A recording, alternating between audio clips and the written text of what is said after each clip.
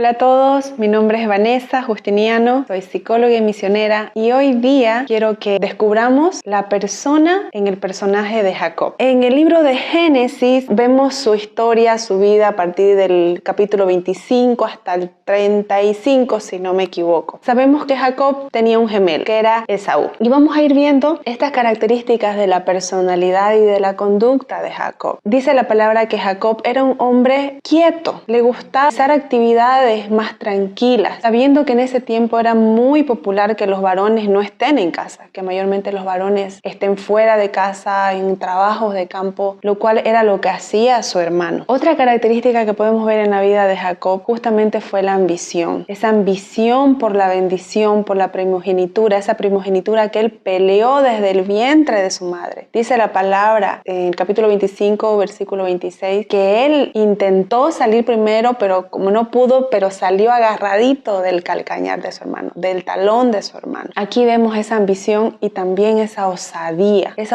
que venía desde el vientre de su madre. Esto es muy claro para mí. La psicología justamente es el estudio del comportamiento humano y dentro de la psicología sabemos que nacemos con un temperamento y ese temperamento osado de Jacob. Aquí yo puedo ver ese temperamento osado que pelea por lo que quiere, ¿no? Pero también podemos ver una actitud de aprovechador. Él ambiciaba esa primogenitura. Realmente era algo importante en ese tiempo y la bendición que venía con esto. Y así también la responsabilidad. Pero en este caso yo creo que Jacob ambiciaba el privilegio, no tanto así la responsabilidad que venía con ello. Él se aprovechó. Un momento que el hermano llegó con mucha hambre y él tomó la oportunidad. Fue astuto. Otra característica de su personalidad. Fue astuto. Supo estudiar el momento correcto. Y ahí fue donde él consiguió la primogenitura primeramente. Posteriormente vemos la actitud de engañador de Jacob. La palabra nos cuenta cómo él, en complicidad con su mamá, como que se disfrazó, se puso pieles de animales porque su hermano era bastante velludo, pero él era lampiño, pero él ingenió. Yo creo que también vemos creatividad de su parte, ¿no? Y engañó a su padre. ¿Para qué? Para recibir la bendición. Otro privilegio de ser primogénito. Entonces, no solo engañó a su hermano, sino que también engañó a su padre.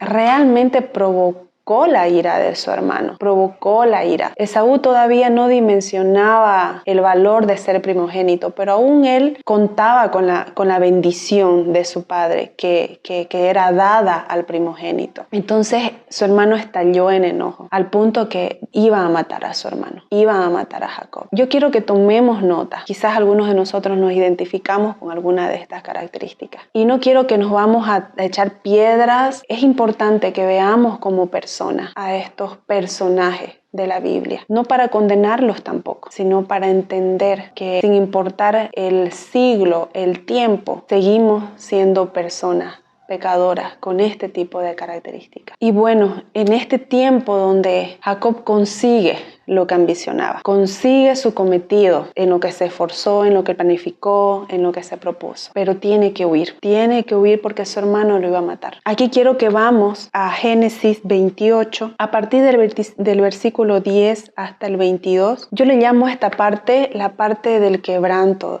de Jacob. Ese momento en el que él está en un lugar, tiene que huir, dice, de Beerseba, se fue a la tierra de Harán, se acostó en un lugar después de estar en casa con sus comodidades, tiene que estar durmiendo en un lugar con una cabecera de piedra, solo, cansado porque venía huyendo. Supongo que cuando uno está huyendo que tiene miedo porque está asustado. Entonces, aquí yo veo el quebranto. El momento en que se da cuenta que tiene lo que quiere, lo que consiguió sin importar los medios, pero ¿de qué servía si estaba solo? Si estaba asustado, con miedo, huyendo, lejos de su lugar seguro, que era su familia. Pero aquí yo veo la mano del Señor. Dice en el versículo 12, del 28 al 12, dice, y soñó, y he aquí una escalera que estaba apoyada en tierra y su extremo tocaba en el cielo. Y he aquí ángeles de Dios que subían y descendían por ella. Y he aquí Jehová estaba en lo alto de ella, el cual dijo, yo soy Jehová, el Dios de Abraham tu padre y el Dios de Isaac. la tierra que estás acostado te la daré a ti y a tu descendencia. En el 16 dice, y despertó Jacob de su sueño y dijo, ciertamente Jehová está en este lugar y yo no lo sabía. Qué lindo ver que a pesar de las características de Jacob nada agradables, el Señor estaba ahí. Y no solo estaba afirmando su promesa. Una promesa que había hablado a los padres de Jacob y Esaú, pero que parece que la mamá de Esaú o la olvidó o no se la contó y buscaron esa promesa a su manera, a su modo. Pero aquí vemos un Dios que no cambia lo que dice y lo que promete. Y no estaba juzgando a Jacob, estaba ahí. Pero también veo la actitud de Jacob. Dice en el 17, y tuvo miedo. Jacob tuvo miedo y dijo, cuán terrible es este lugar. No es otra cosa que casa de Dios y puerta del cielo. Qué contradictorio, ¿no es cierto? Yo me pongo a pensar, el tener miedo a un lugar donde está la presencia de Dios. Y aquí yo puedo ver que hasta ese momento Dios era el Dios de su padre, de Abraham, de Isaac, pero todavía no era su Dios. Entonces, mayormente nosotros tenemos temor, pero temor a lo que no conocemos. Y vemos a un Jacob que tenía temor de Dios. En el 19 dice, bueno, sigamos el 18. Y se levantó Jacob de mañana y tomó la piedra que estaba puesta de cabecera y la alzó por señal y derramó aceite encima de ella. Y llamó el nombre del lugar, aunque Luz era el nombre de la ciudad primero. E hizo Jacob voto, diciendo, si fuere Dios conmigo y me guardare en este viaje en que voy, y me diere pan para comer y vestido para vestir, y si volviere en paz a casa de mi padre, Jehová será mi Dios. Yo veo aquí el momento en que Jacob toma una decisión. No conocía al Dios de sus padres, sabía de él porque tuvo miedo. Y como les dije, tenemos miedo de lo que no conocemos. Pero lo lindo de esto es que Jacob no se quedó en el miedo. Decidió hacer un voto, hacer un pacto. Quizás un poco conveniente en ese momento. Como, Señor, si me das, yo te voy a tener como mi Dios. Y no sé ustedes, pero yo me identifico en la manera que muchas veces me he acercado al Señor, como negociando. Si vos haces esta parte, yo hago esta parte, ¿no? Como un intercambio de favores. Pero como vimos antes, son cosas que a Dios no los mueve, no mueve el carácter de Dios. Pero, ¿qué hizo la diferencia en la vida de Jacob? No solamente que hizo este voto, sino que permaneció en este pacto. Él permaneció. Después de esto, él tiene que ir a la casa de su tío Labán, hermano de su madre. Y ya él comienza a dar pasos, ¿no? A dar pasos prácticos que reflejen la fidelidad de este pacto. Entonces, toda esa osadía, toda esa astucia, comenzó a usarla para permanecer en ese pacto. La historia cuenta que su tío Labán realmente, como podemos decir vulgarmente, encontró la suela de su zapato.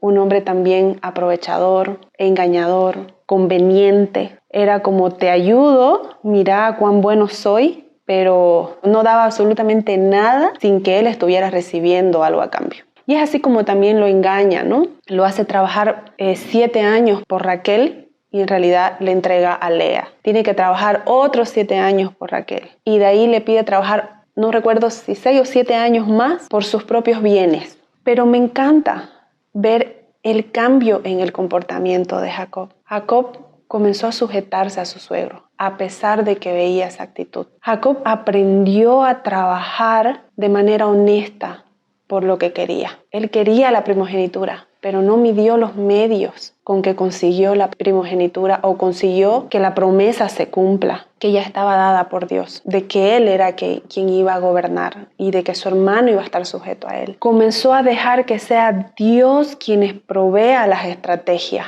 para responder a su suegro y a las artimañas de su suegro. Comenzó a confiar en que Dios era quien iba a traer justicia y esperó los tiempos de Dios, porque llega un momento en que el Dios le dice que ya debía volver a su casa, que él iba a estar acompañándolo. En el versículo, aquí está, 31, Dice, y vino Dios a Labán, arameo, en sueños aquella noche y le dijo, guárdate que no hables a Jacob descomedidamente. No tuvo que hacer nada Jacob para defenderse. Este cambio de actitud no podría haber sido por la buena voluntad de Jacob. Él no podía haber tenido las buenas intenciones de aguantar. Imagínense 14 años aguantar a alguien que te engañe una y otra vez, una y otra vez, una y otra vez. Eso no pudo haber salido de Jacob, porque recordemos que Jacob era alguien que no se dejaba, era osado, era aprovechador, no medía para engañar, prefería no esforzarse, era un hombre más quieto, que las cosas no le cuesten en casa. Entonces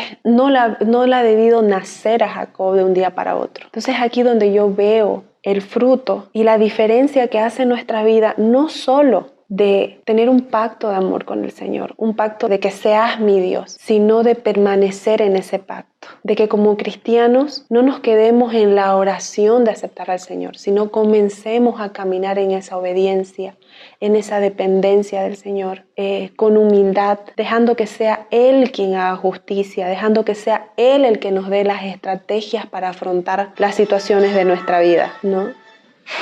Y a mí me encanta porque en Deuteronomio, en el versículo 7, en el 9, dice, conoce pues que Jehová tu Dios es Dios, Dios fiel, que guarda el pacto y la misericordia, y los que le aman y guardan sus mandamientos hasta 1000 generaciones. Aquí tenemos un Dios que es Dios. Él es fiel a su pacto. Él dio la promesa, Él fue fiel al pacto con Jacob, a pesar de que Jacob hubiera sido un pacto conveniente, pero en esa disposición de Jacob de permanecer en ese pacto, pudo saborear la fidelidad del pacto del Señor, pudo saborear lo que implica depender del Señor, pudo saborear ese cambio en su interior que le permitía no ser impulsivo, que le permitía no tomar las acciones por su cuenta, pero al mismo tiempo que le permitió poder vivir cosas extraordinarias como ser padre de las 12 tribus, como el cumplir la promesa de que Dios lo iba a hacer volver a su padre, de poder permitir que se pueda reconciliar con su hermano. Es muy lindo leer el momento en que se reconcilia con su hermano, porque podemos conseguir todo lo que querramos en nuestra vida,